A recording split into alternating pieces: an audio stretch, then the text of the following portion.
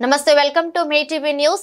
జగన్ ఒకడికి భయం పడి తోక ముడిచే రకం కాదు. జగన్ అసెంబ్లీకి ప్రశ్నించడానికి వస్తున్నాడు వైవి సుబ్బారెడ్డి. రాష్ట్రంలో వైఎస్ఆర్ కాంగ్రెస్ పార్టీ కార్యకర్తలపై నాయకులపై అక్రమంగా కేసులు బుక్ చేసి కక్ష సాధింపు ధోరణి కనిపిస్తుంది. రాష్ట్రంలో ప్రజలు వివిధ సమస్యల్లో ఉంటే ఆ సమస్యల పరిష్కారానికి కూటమి ప్రభుత్వం ముందుకు రాకపోగా ఆ సమస్యలు ఉన్నాయని, మరీ ముఖ్యంగా రైతులు గిట్టుబాటు ధరలు లేక రాష్ట్ర వ్యాప్తంగా కూడా ఎంతో తీవ్రమైన సమస్య ఎదుర్కొంటున్నారు. అన్ని పంటలు కూడా మిర్చి కానివ్వండి, కంది కానివ్వండి, శనగలు కానివ్వండి, అన్ని పంటలకు కూడా గిట్టుబాటు ధర లేక, ధాన్యం అన్ని పంటలకు గిట్టుబాటు ధర లేక రైతులు చాలా తీవ్రమైన ఇబ్బందుల్లో ఉన్నారు. మరీ ముఖ్యంగా మిర్చి రైతులైతే ఘోరాతి ఘోరమైన పరిస్థితుల్లో ఉన్నారు.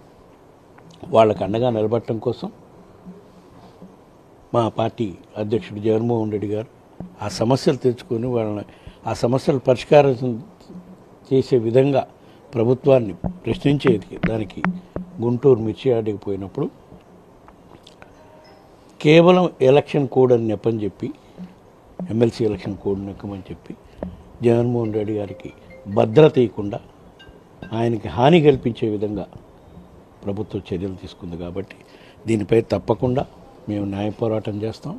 అవసరమైతే రేపు పార్లమెంట్ సమావేశాల సందర్భంగా ప్రధానమంత్రి దృష్టికి, హోమ్ మినిస్టర్ దృష్టికి కూడా తీసుకెళ్ళి ఏ విధంగా Z+ కేటగిరీ సెక్యూరిటీ ఉన్న నాయకుడికి సెక్యూరిటీ కల్పించకుండా ఏ విధంగా ఆ రోజు ప్రభుత్వం ఇది చేసింది అనేదాన్ని కేంద్ర ప్రభుత్వం దృష్టికి తీసుకెళ్ళి తప్పకుండా దీనిపై జగన్ గారి ప్రాణాలకి హాని కల్పించే విధంగా ప్రభుత్వం చర్యలు తీసుకుంటుంది. దీనికి భద్రత కల్పించడం కోసం కేంద్ర ప్రభుత్వం ప్రత్యేక చర్యలు తీసుకోవాలని కూడా కోరటం జరుగుతుంది. మాజీ ముఖ్యమంత్రిగా Z+ కేటగిరీ సెక్యూరిటీ ఉంది. ఎక్కడికి పోయినా ఆయన ఎక్కడికి ఏమీ పోగొడిన చోటుకు పోలేదు కదా.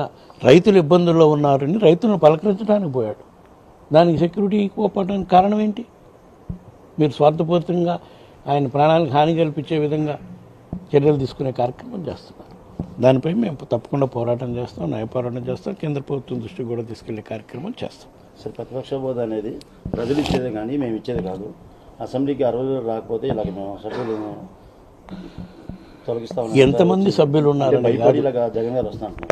ఎంతమంది సభ్యులు ఉన్నారని కాదు, ప్రతిపక్ష పార్టీగా మన ప్రజల పక్షాన్ని నిలబడి పోరాటం చేయడానికి, చట్టసభల్లోకి పోవడానికి ఎప్పుడైనా శాసనసభ్యులకు కానీ పార్లమెంట్ సభ్యులకు కానీ అధికారం ఉంటుంది. కానీ మీరు వ్యవహరించే తీరు ప్రతిపక్ష హోదా ఇవ్వకుండా ఆయన అవమానపరిచే విధంగా మీరు ఇచ్చేస్తున్నారు. కాబట్టి ఈరోజు మళ్ళా ఈ రాష్ట్రంలో ఇన్ని సమస్యలు ఉన్నాయి కాబట్టి ఇప్పుడు తప్పకుండా పోయి ప్రశ్నించాలి అని ఆ నిర్ణయం తీసుకోవడం జరిగింది. కాబట్టి ఎవరికో భయపడో తోకముడిచో కార్యక్రమం కానే కాదు.